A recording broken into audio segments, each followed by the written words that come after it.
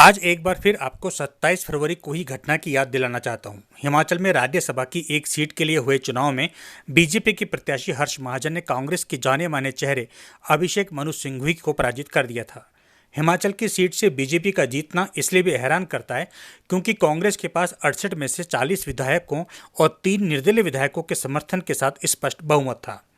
वहीं बीजेपी 25 विधायकों के कारण काफी पीछे थी, लेकिन बीजेपी ने कांग्रेस के अभिषेक मनु सिंघवी के खिलाफ महाजन को मैदान में उतारकर मुकाबले को रोमांचक बना दिया था।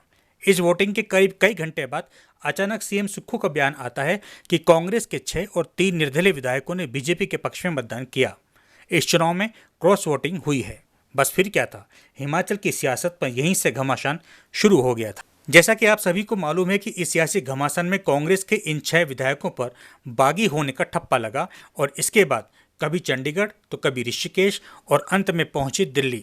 वैसे इस गेम में इन सभी को जाना तो दिल्ली था, लेकिन गए वाया ऋषिकेश होते हुए। खैर, कुछ दिनों के बाद तमाम चिंतन मंथन होने के बाद विधानसभा के स्पीकर कुलदीप सिंह पठानिया की ओर से अयोग्य घोषित किए गए इन 6 विधायकों ने मोदी के परिवार में प्रवेश कर लिया था। अभी तक ये सभी हिमाचल कांग्रेस की ओर से किए जा रहे जुबानी हमलों को सुन रहे थे। जब ये सभी दिल्ली से शिमला पहुंचकर अपना ग्रैंड वेलकम करवाया और इसके बाद इन सभी पूर्व विधायकों ने कांग्रेस के जुबानी हमलों का जवाब देना शुरू किया। कभी सुधीर शर्मा तो कभी राजेंद्र राणा, कभी आईडी लखनपाल तो कभी देवेंद्र कुमार भुट्टो, बीच बीच में चैतन्य शर्मा भी बाजी मार लेते थे। सुधीर शर्मा ने तो हर हमले में कहा कि हिमाचल की सुक्खू सरकार जाने वाली है, ये सरकार झूठी है, ये सरकार अपने विधायकों का सम्मान नहीं करती है, ना जाने क्या क्या। हमारे पास सभी वीडियो हैं, लेकिन फिर भी आपको इन वीडियो के कुछ अंश दिखा देते हैं। चीज़ों के लिए हमको लोगों ने चुन करके भेजा है, अगर वही नहीं कर पाएंगे तो विधायक बन के किसी पद को लेने का कोई औचित्य नहीं है। तो बिल्कुल देखिए, पिछला 1.5 साल हो गया है। उस 1.5 वर्ष में प्रदेश के अंदर ऐसी परिस्थितियां हैं, लोगों के काम नहीं हो रहे। जब यहाँ कुछ किसी को कहा जाता है तो उसकी सुनवाई नहीं होती। जब ऐसी स्थिति पैदा होती है तो ये मसला कोई 1 दिन का, 2 दिन का, हफ्ते का, 1 महीने का नहीं होता है। अब 1 से सवा साल से हम लोग हाईकमान को लगातार बताते रहे कि हमारी जलालत हो रही है, हमें ह्यूमिलेट किया जा रहा है, मुख्यमंत्री मिलते नहीं हैं, फ़ोन तक नहीं सुनते हैं, डेवलपमेंट जो के काम जो कसी चुसी के वो हो नहीं रहे हैं। घोषणाएं कि हम जो एमएलएज हैं, खासकर नॉट ओनली मी, हम जो कांग्रेस के 6 एमएलएज हैं और हमारे साथ हमारे 3 इंडिपेंडेंट भाई भी हैं। हमारा जो 6 एमएलएज का एक मामला है, आप सभी जानते हैं। जिस तरीके से जो घटनाक्रम बीता 27, 28, 29 हमारे फरवरी का, तो उसमें हमारा जो मामला है वो कोर्ट में विचाराधीन है।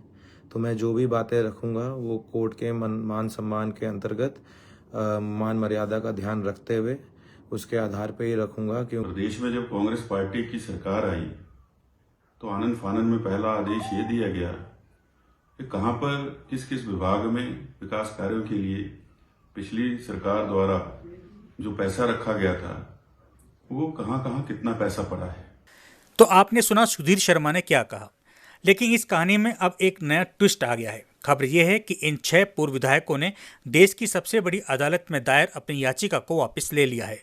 वैसे हमने पिछले वीडियो में आपको संकेत दे दिए थे और उप मुख्यमंत्री मुकेश अग्निहोत्री का वह बयान भी सुनवा दिया था। इस संबंध में जब हमने आईडी लखनपाल से फोन पर इस याचिका को वापस लेने का कारण जानना चाहा तो उन्होंने कहा कि अदालत में यह मामला लंबा खींचता, इसलिए हमने याचिका को वापस ले लिया।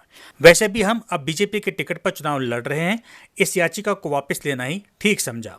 इस संबंध में उद्योग मंत्री हर्षवर्धन चौहान का कहना है कि 6 दागी विधायकों ने सुप्रीम कोर्ट से याचिका वापस लेकर अपने गुनाह को कबूल कर लिया है। अयोग्य घोषित होने के बाद दागियों ने विधानसभा स्पीकर के फैसले को सुप्रीम कोर्ट में चुनौती दी थी, लेकिन अब अदालत में दायर की गई अपनी याचिका को वापस ले लिया है। इससे जाहिर होता है कि स्पीकर ने नियमों के अनुसार सही फैसला किया था। इससे साफ होता है कि इन सभी पूर्व विधायकों को मालूम चल गया था कि वे कानूनी लड़ाई हार चुके हैं और कोर्ट का फैसला उनके खिलाफ ही आएगा। ऐसे में अब इन सभी अयोग्य घोषित किए गए पूर्व विधायकों को अपनी याचिका वापस लेने का कारण जनता की अदालत में बताना चाहिए। साथ ही जनता से माफ़ी भी मांगनी चाहिए, क्योंकि सुप्रीम कोर्ट से हारने के बाद अब ये मामला जनता की अदालत में आ गया है। इस पूरे मामले में आपकी क्या राय है, आप हमें अभी कमेंट्स करके जरूर बताएं। फिलहाल इतना ही। आप देखते रहें टॉप नॉर्थ न्यूज।